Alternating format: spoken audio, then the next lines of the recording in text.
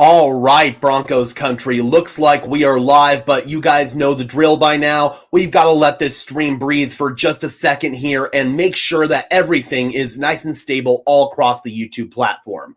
Welcome in, Broncos country, to this impromptu Denver Broncos Syndicate live stream, as we've got a couple of bits of breaking news to attend to. The Broncos have signed 41-year-old tight end Marcedes Lewis. I know that's going to scare some people away, but bear with me, Broncos country, because I think this is a good signing, and I believe Lewis is legitimately going to help our football team this year.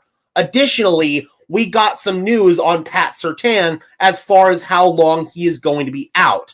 So I figured we should probably get into the Pat Surtain news right away. David, thank you so much for re-upping your membership, dude. I really appreciate you. We're going to go ahead and actually get into some housekeeping matters real quick, and then we'll get into the Pat Surtain news.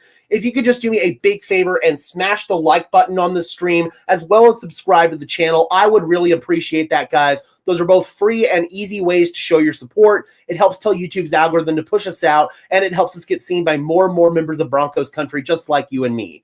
Additionally, if you guys want to go above and beyond in supporting the channel, please consider becoming a channel member today. I would really appreciate it. It's not mandatory whatsoever, but if you guys want some extra perks and incentives in exchange for helping me out and helping this channel grow, I would really appreciate if you would consider it. Again, the link is in the description below. All right, guys, let's go ahead and get into the first matter of business here. That's probably the most pressing issue, Pat Surtain. So let's go ahead and bring this in here, guys. Just give me one moment. There we go. The Broncos are not planning on placing reigning Defensive Player of the Year Pat Surtain on injured reserve, according to Ian Rappaport. It's possible he only misses 3 games.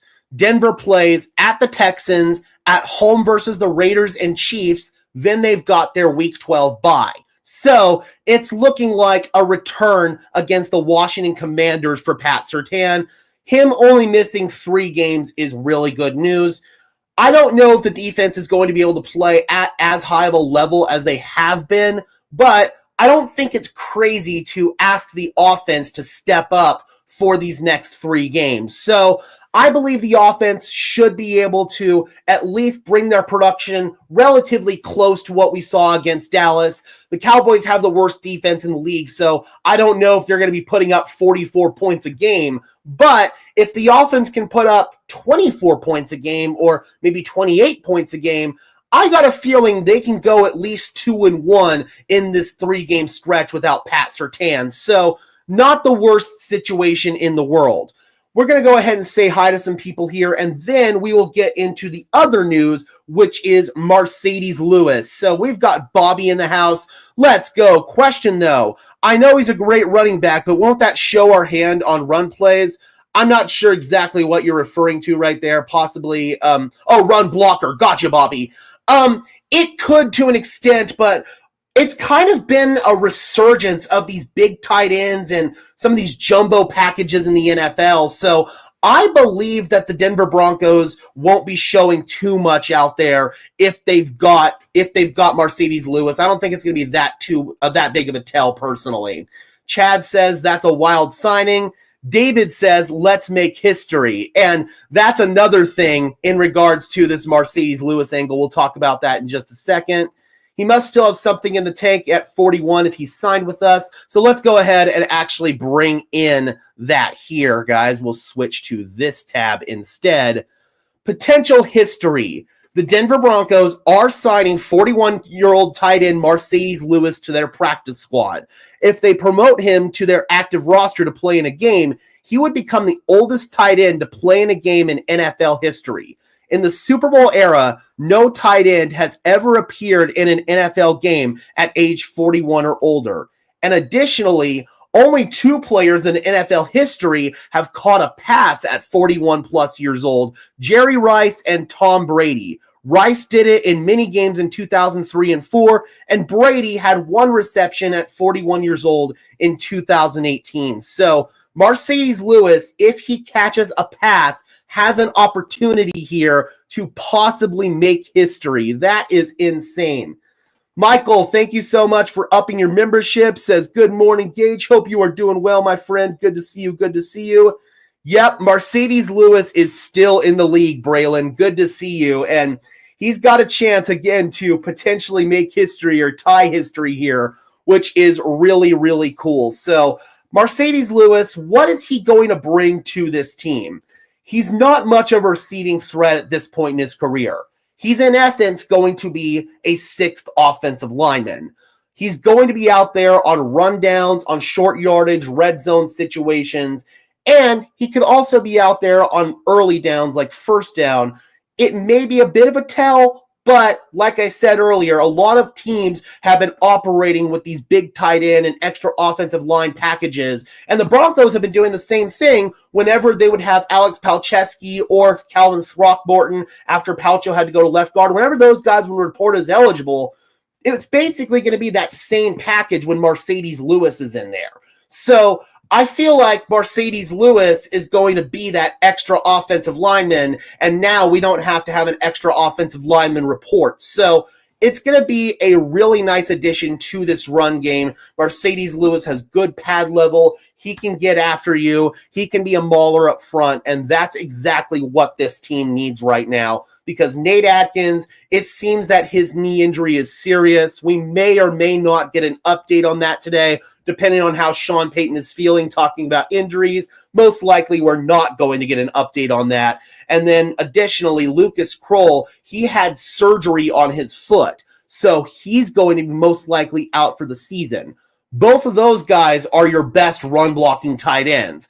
Adam Troutman, I say it all the time, you look up mid in the dictionary and Adam Troutman's picture is going to appear. He is the definition of mid for me. So I feel like the Denver Broncos need to find a long-term answer at run blocker.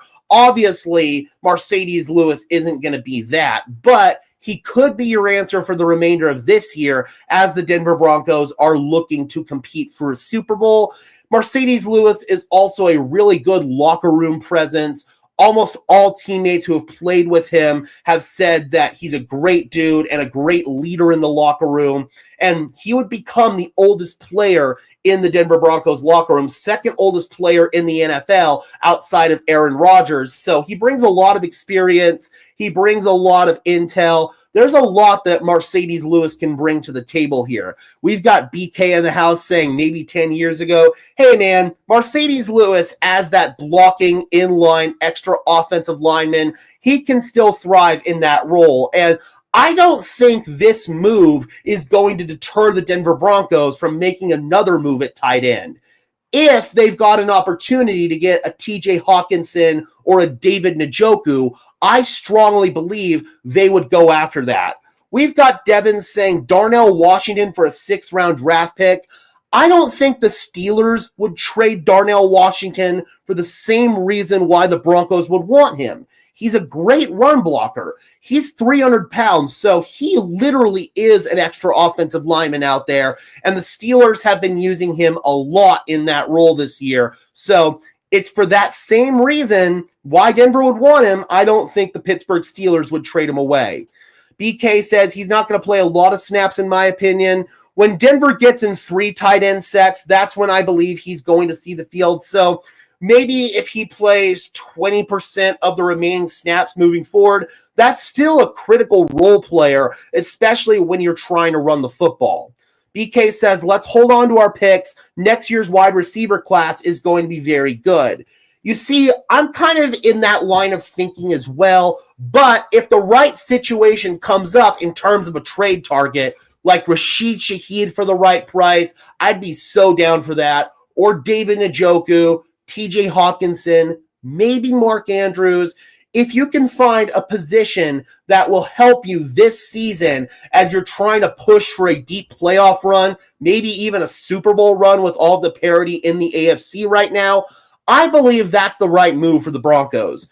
It's kind of a different line of thinking for Denver this year as opposed to previous years. Remember, in 2023, the Broncos were, 2-5 at the trade deadline, or maybe 2-6, whatever the hell it was. They didn't have very many wins at the trade deadline in 2023. everybody thought that the Broncos were going to blow it up and be sellers. Sean Payton stood pat. Then last year, we thought the Broncos might be buyers at the deadline because they were trying to make a push for the playoffs, but that was ultimately the goal last year, was to just make the playoffs, and you probably couldn't justify making a big-time trade last year in terms of adding somebody. They did dump somebody off in Baron Browning. They sent him to the Arizona Cardinals for draft capital. So this year, I think it's a little different because the Broncos have a legitimate chance to compete for a Super Bowl. If Bo Nix and this offense continue to play well and continue to stack these weeks, if the defense can survive without Pat Surtain, and then once Pat Surtain comes back, they can get back to where they were, I believe this team can legitimately compete for a Super Bowl. I don't think that they're worse than the Buffalo Bills right now. I don't think they're worse than the Patriots right now. I don't think they're worse than the Colts right now. You name whatever top team in the AFC, I believe the Denver Broncos can and possibly will beat them in the playoffs. So for me, it's different this year. You should put your chips all on the table in order to win a Super Bowl this year. That's just my opinion. I'm assuming this coming draft, the Broncos will be looking at O-line, tight end, inside linebacker, and safety. I would definitely agree on the first three positions, possibly some depth at safety, but I know they really like Brandon Jones and Talanoa Hufanga. Hufanga has been everything and more for this team. Michael, that is correct. We talked about that a little bit earlier in this stream. Pat Surtain is not going to go on IR. We will have him back, hopefully, for the Washington game. So probably the best case scenario overall with Pat Surtain. If he had torn his pec tendon, we wouldn't see him until the playoffs. If this had been more of a severe strain, we probably wouldn't have seen him for 4 to 6 weeks, but it seems like this is a comparatively minor pec strain, and he's only going to be out for 4 weeks, 3 games. That bye week definitely helps big time for Pat Surtain. That comes into play in terms of his timeline a lot. A good young wide receiver will put this team over the top. I'm with you, BK, and for me, Rashid Shaheed could be that guy, but I also understand your line of thinking. You're thinking somebody towards the top 100 in next year's draft. I think they'll pursue that as well, but getting Rashid Shaheed in the building, that could be a good step in the right direction. He's so experienced, too. He'll need virtually no time to get up to speed. I like the commitment to the run and defense. Shows me they're serious about going deep this year. 100%. Once we get towards the later months of the season, the weather's going to be colder, the wind's going to start blowing, it gets harder and harder to pass the ball. The formula for winning in the playoffs and winning late in the regular season as well is running the football and playing good defense. We've had multiple conversations on this channel about the Broncos building their identity through their run game, and Marcedes Lewis is going to help keep that going with Nate Atkins and Lucas Kroll, the Broncos' 2 best blocking tight ends, likely out for an extended period of time. We still have offensive linemen locked into past 2028. Yes, but I do think you need depth there because the depth has been tested this year, and obviously you need a long-term starting center. That is the position that Denver needs to target in the top 100. I don't necessarily know if they're going to draft a center in the first round. I haven't started scouting, so I don't know if there are any center prospects in the first round, but look towards maybe the second, third round. That's where I'd say you need to address center, and then depth tackle. You definitely need that because Mike McGlinchey, he's been shaken up. Garrett Bowles is getting up there in age. It's not a guarantee that he's going to be able to hold up for all 17 games and possibly 18 games if the NFL pivots in that direction. So I believe you need to prioritize depth on the offensive line, and you need to take probably at least 2 offensive linemen in the top 100.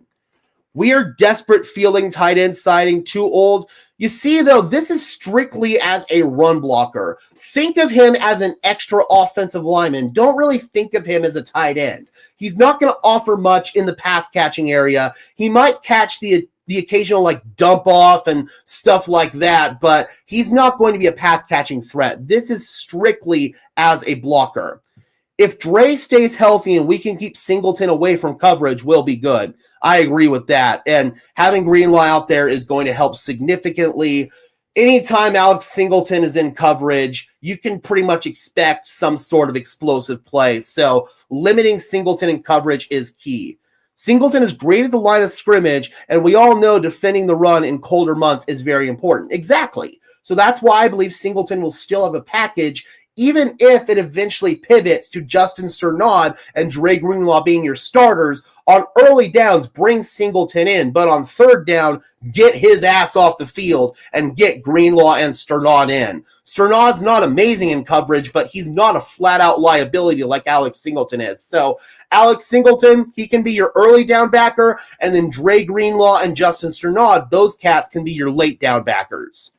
Emeka Egbuka was there for the taking before we took Jahdae Barron. No, he wasn't actually, Michael. He went one pick before Jahdae. Okay, I think that's what you're saying there. He was one pick before Jahdae Barron. And I understand that Broncos country wanted Emeka Egbuka.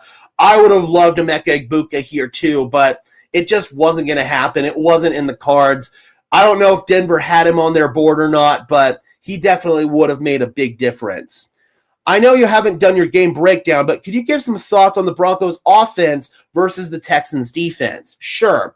I need to go and watch some tape, but I know this Texans pass rush is really legit. I know their secondary is legit. So probably the key for this Broncos offense to have success is going to be running the football and taking what the defense gives you. I know that's kind of a generic answer, but I need to go watch a little bit more tape before I can give you a definitive answer. I also need to look at some numbers and stuff. So definitely pay attention to that game preview video on Saturday, and I will have a much more definitive answer for you there.